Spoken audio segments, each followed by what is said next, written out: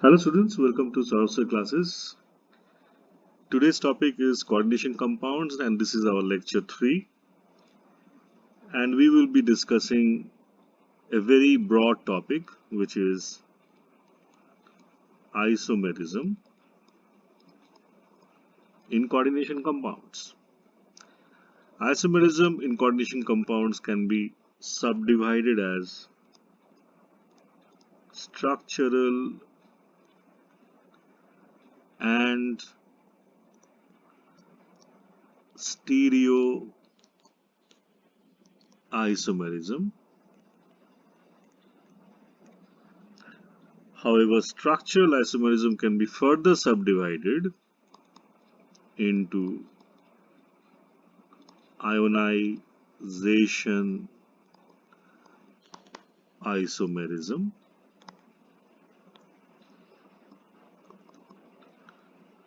hydrate isomerism. The above can also be sometimes called as solvate isomerism if the solvent is not water. Then we have linkage isomerism,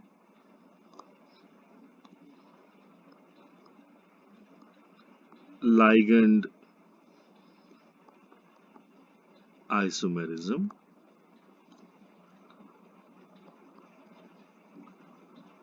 coordination isomerism,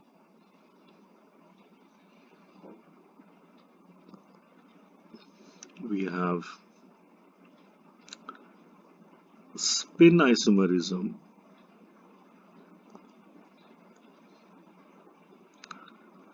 we have fluxional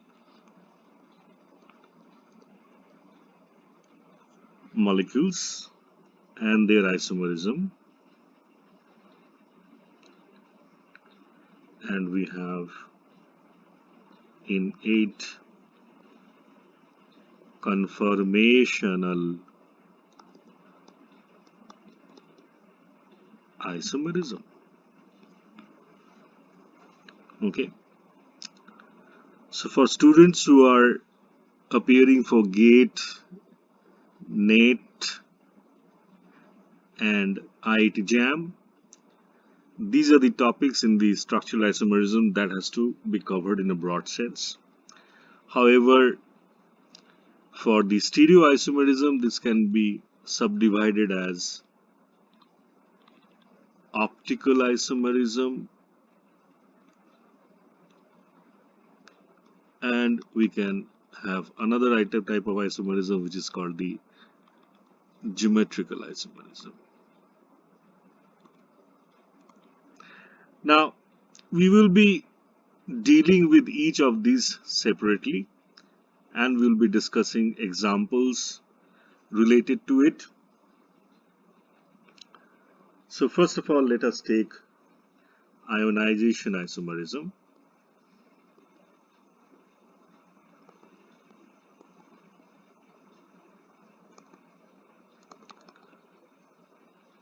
So the name is already suggesting it is ionization isomerism. That means it has to do something with the ions. What is it? When there is exchange of ions or groups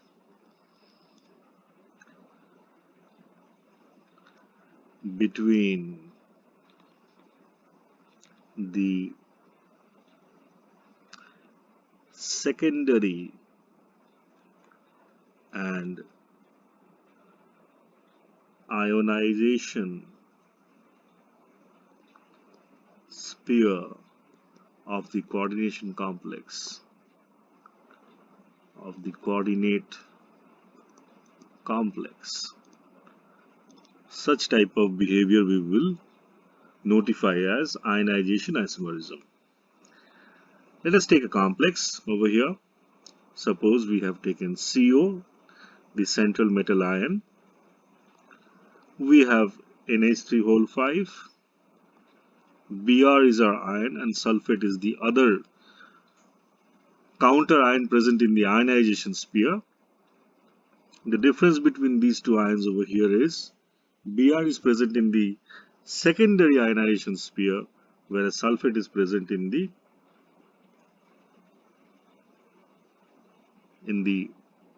simple ionization sphere.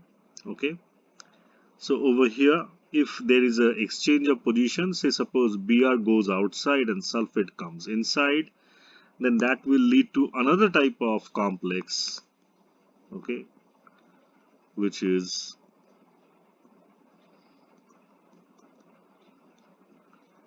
this one. So this is complex 1 and this is complex 2. So complex 1 and complex 2 are now showing ionization isomerism. That is what we will say. Can we have other examples? Let's have a look. Again, we have a COCl2, NH3, whole 4, and we have NO2 in the ionization sphere. Then if we have to think of the ionization isomer of the complex, say out here it is 3, okay, then what we will say, it is COCl, NH3 whole 4, NO2, Cl goes outside. So basically what has happened, one of the Cl has gone outside and in place of that NO2 has come inside the secondary coordination sphere. Okay, let's take another example. We have P2, Cl2, NH3 whole 4, Br2.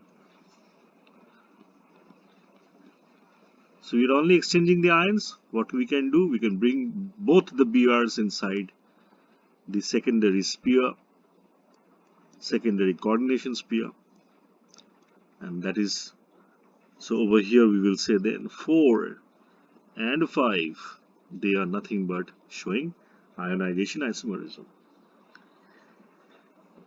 A problem related to this can be given. Well, now let's take an example over here.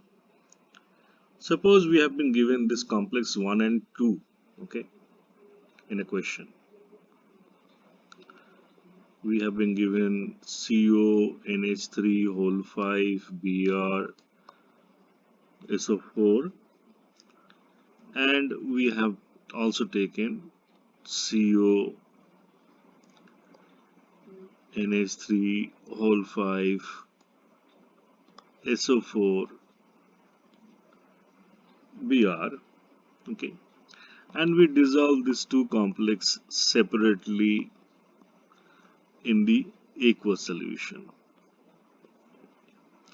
So what is going to happen? Whatever remains inside this third bracket, that is this one, will not be released inside the solution. That is the simple concept given by Werner.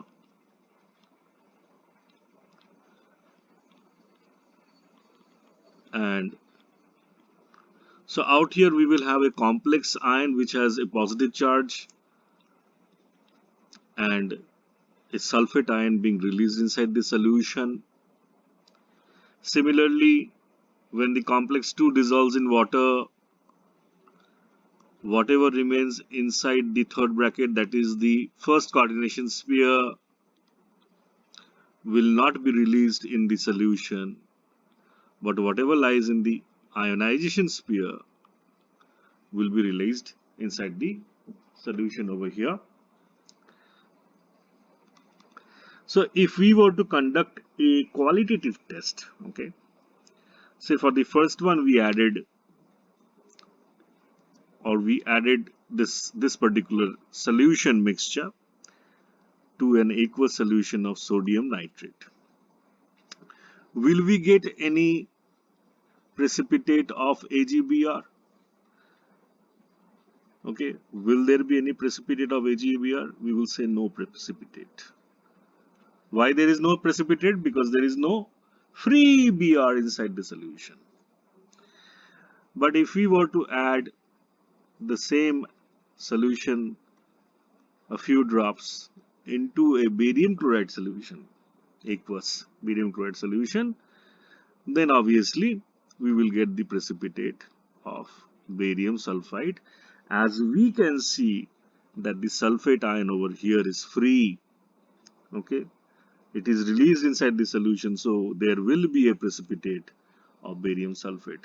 Now this is indicating, this simple qualitative test is indicating that out here the sulfate is lying in the ionization sphere, whereas the bromide is lying in the first sphere of coordination over here, okay, or the coordination sphere. Similarly, if we conduct the same experiment with the aqueous solution of complex 2 salt, then what would we expect? If we add a few drops to the aqueous solution of silver nitrate, what we will observe? We will observe the precipitate of AgBr being formed, whereas similarly if we added a few drops to the aqueous solution of barium chloride, then there is no precipitate of barium sulfate out here, okay.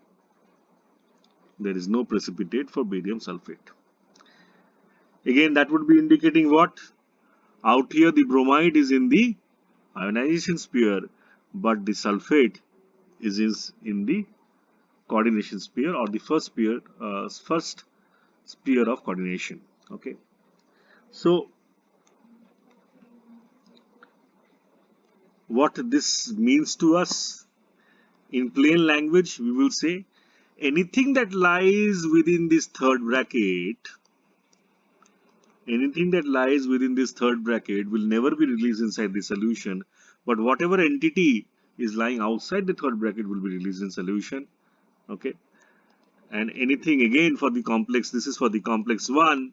So out here what is lying outside the third bracket? We will say sulfate. For the complex 2, what is lying outside the third bracket? We will say bromide. So it is the bromide that will be released in solution, and that one will be responding for the positive test for whenever we treat the solution with AgNO3. Okay, that is how ionization isomerism showing complexes are identified, what is lying inside and what is lying outside the first sphere of coordination. Next example of isomerism we will take out here is the hydrate isomerism. The name itself indicates that it has to do something with the water molecules. So we will say in definition, this arises when there is different disposition or placement of aqua, that means water molecules, inside and outside the first sphere of coordination.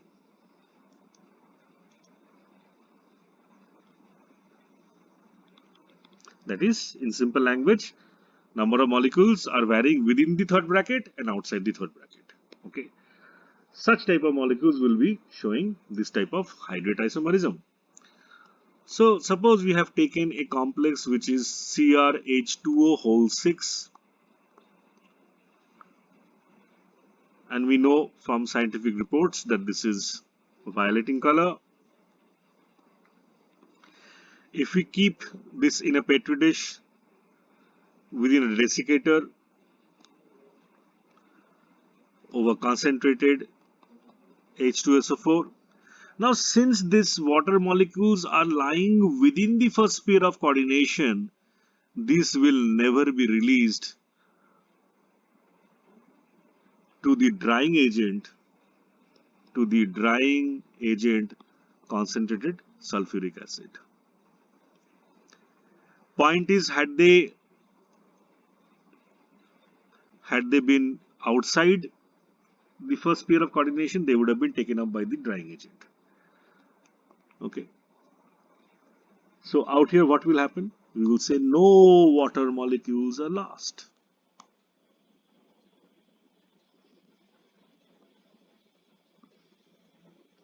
Okay. And similarly, if we do a qualitative test wherein we add the complex inside a silver nitrate solution, then we would expect for one equivalent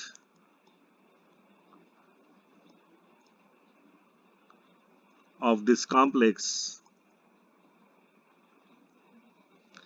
3 equivalents of AgCl to be formed. All right.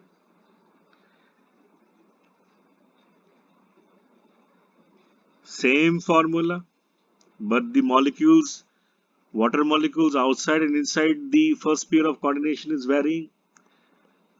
So if it varies, say there are 5 water molecules within the first sphere of coordination, and that is, so only one water molecule will be lying outside as a water of crystallization.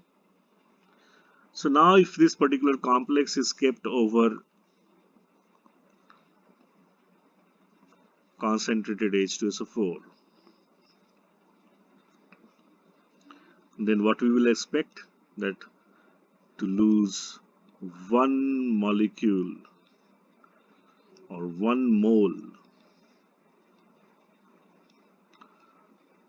of H2O.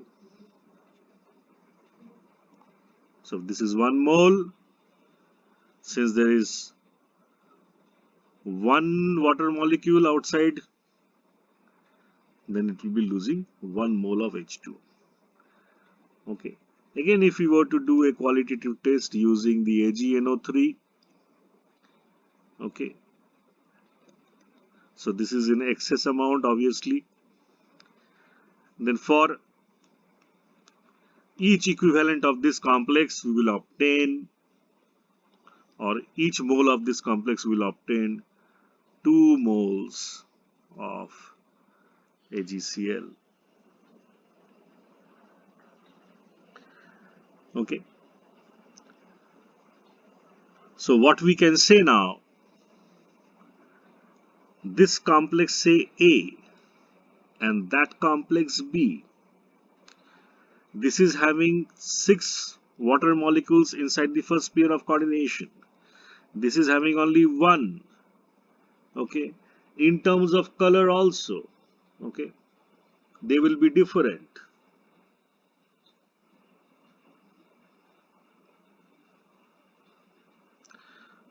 In terms of color also they will be different. So what we can say now, that these 2 complexes A and B are showing hydrate isomerism. Another one, wherein we have 4 water molecules inside the complex, 2 chlorine inside the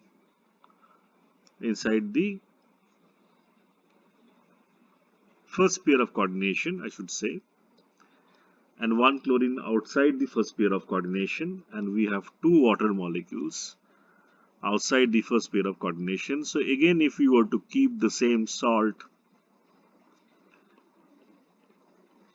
using H2SO4 as a drying agent, then 2 molecules, or we will say 2 moles of H2O are lost per mole of the complex. If we were to treat the same with AgNO3 aqueous solution, what will happen? We will get 1 mole of AgCl for per mole of complex C. Okay, so out here we will say finally that A, B, and C all are showing hydrate isomerism. Let's take a few more examples to wrap up this particular topic. Say we have taken CrEn, that is ethylene diamine,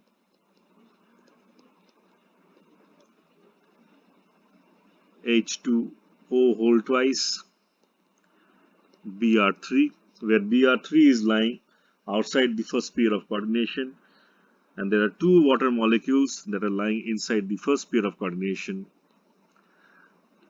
Now, if we were to replace one of the water molecules using Br, then what we will say,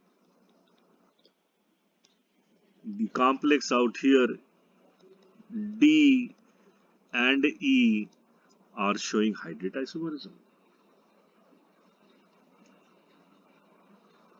Let's take another example.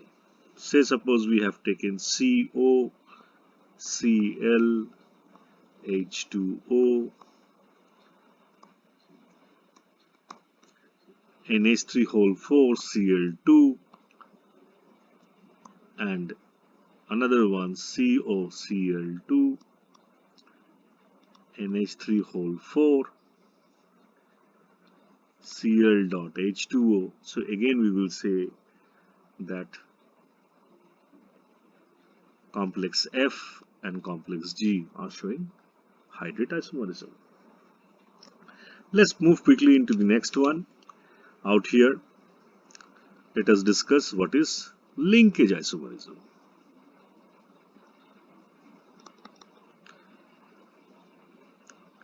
A very short idea, linkage isomerism will be shown by basically when the complex contains a ambidentate ligand. This is shown whenever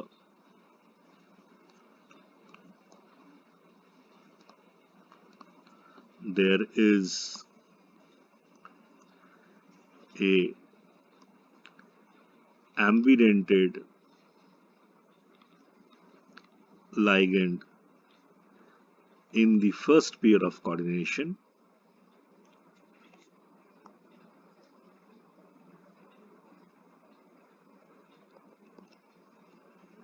Okay. And why this is happening? This happens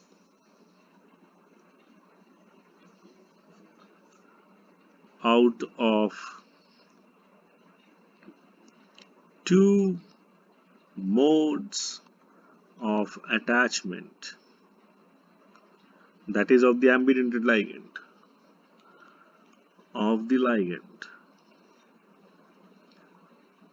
to the central metal ion through different donor atoms.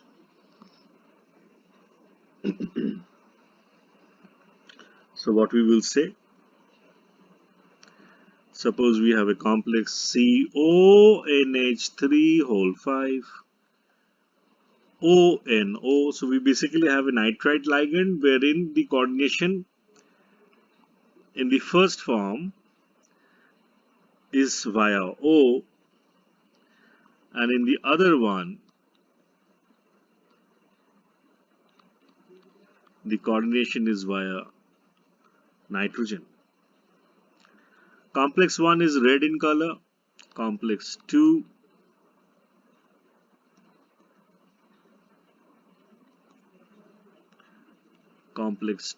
is in yellow color.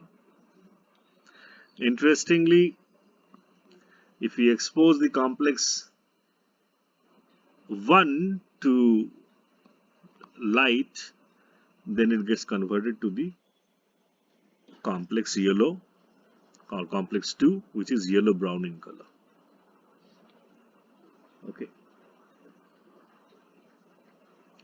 Similarly, if we take K2 PD SCN, where the thiocyanate ligand is binding via sulfur,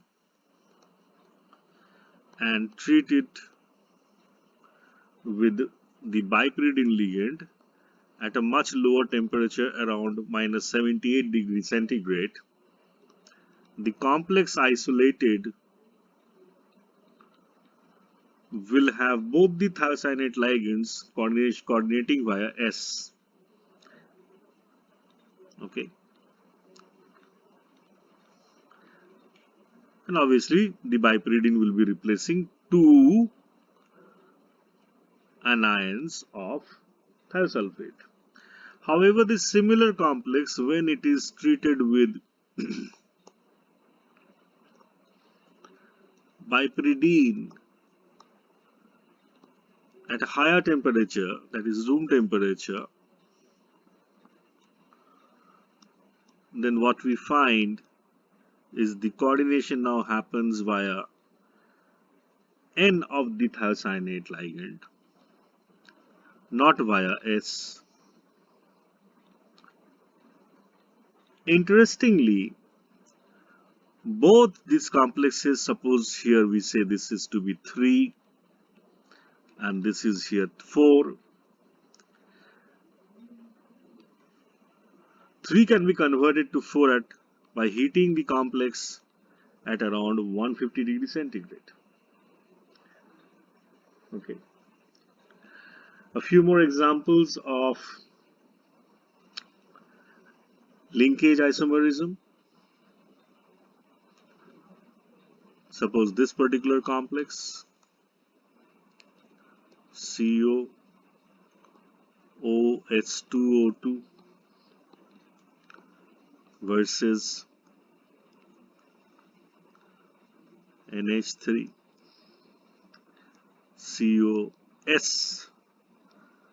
COSSO3 plus. So now what we can say is both these complexes, say this is 5 and this is 6, they are showing linkage isomerism. Here the ligand being thiosulfate. Out here the linkage, the ambidentate ligand is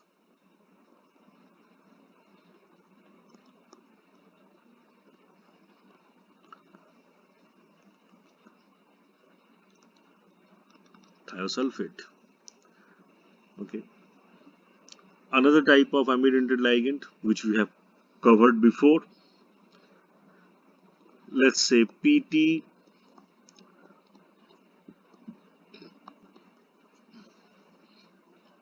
O2C2S2.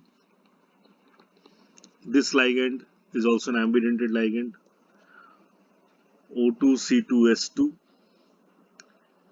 and it can also show linkage isomerism. Okay, so out here, say complex, over here we should be naming it as 7 and this as 8. These two are, again, we will classify them as linkage isomers.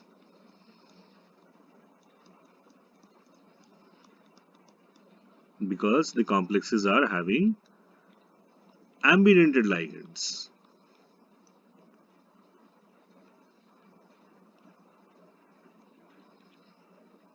Okay. Next, let us discuss over here coordination isomerism.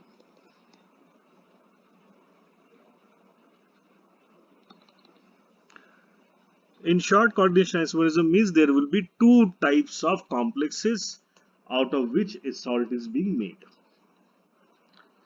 So we will say when both the positive ion and negative iron are complexes, such type of salts can be showing coordination isomerism. Simple examples can be CONH3 whole 6 CrOX. OX here means oxalato. So out here this particular complex which is written on the right hand side, this will be negative. So obviously the one on the left hand side will be positive. The way of writing any salt is positive ion first and then followed by the negative ion. Okay. Similarly, if this is one complex salt, say A, its coordination isomer will be CrNH3 whole 6 COOX whole thrice. So these two complexes which we are writing as A and B are showing coordination isomerism. So essentially what we have done over here, if somebody is asking you in an examination, find out the correct coordination isomer for complex salt A. All you got to do is interchange the positions of the metal ions in both the complexes, and that is going to give you the answers. Similarly, let's take a few more examples of such salts. We have a CONH3 whole 6 CrCN6. So again this is 3 minus and that is 3 plus. Its coordination isomer salt will be exchange the positions of the metal ions. So basically it will be something that as the positive ion, and in place of chromium now we'll be having cobalt with respect to the previous salt. So that is our answer. Okay. Next we can have Cu NH3 whole 4 PtCl4. So what will be the coordination isomer of this complex salt? We will say exchange the positions. We will say Pt NH3 whole 4 and Cu Cl4, something like that.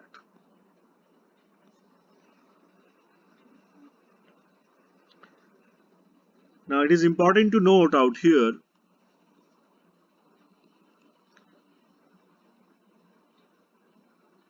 the same metal ion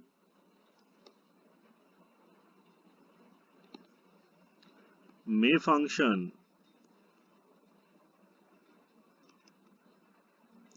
as a central unit for both the cationic and anionic parts. That means, suppose we have a salt like CrNH3 whole 6 CrSCN whole 6. Now its coordination isomer can be CrNH3 whole 4 SCN whole twice and CrSCN whole 4 NH3 whole twice. Something like that. Next we are going to deal with Liger and Isomerism. This is not linkage isomerism but ligand isomerism. That means there is a difference between the structure of the ligands. Okay. Now let us consider two ligands. Okay. So out here we have taken this one,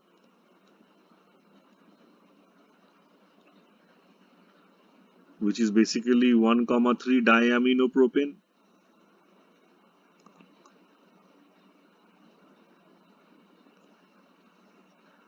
and its structural isomer is what? 1,2 diaminopropane.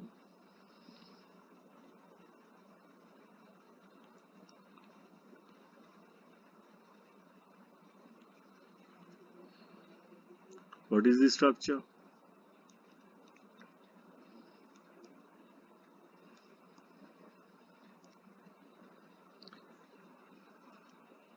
So if the two ligands are isomeric to each other,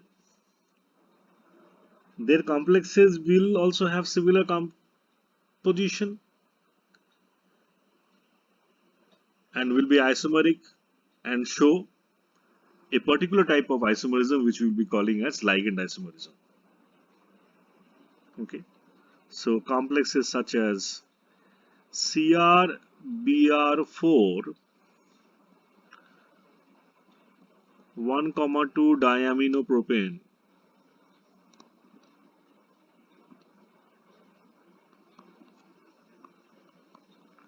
Outside we have charge 2 minus, and COBr4 1,3 diaminopropane.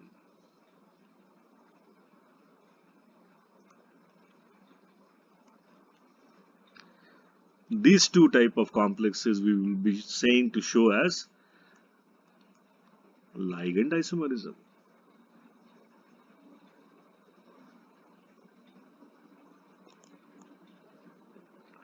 Okay. Again, complexes made out of, say, pyridine alpha carboxylic acid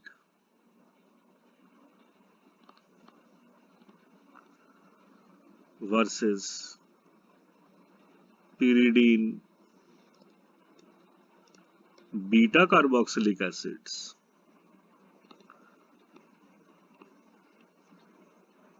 One is called picolinic acid,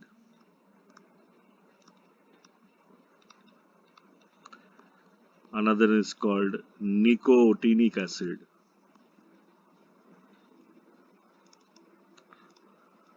So these two ligands over here are also structural isomers, and hence the complexes formed out of them will also be showing ligand isomerism.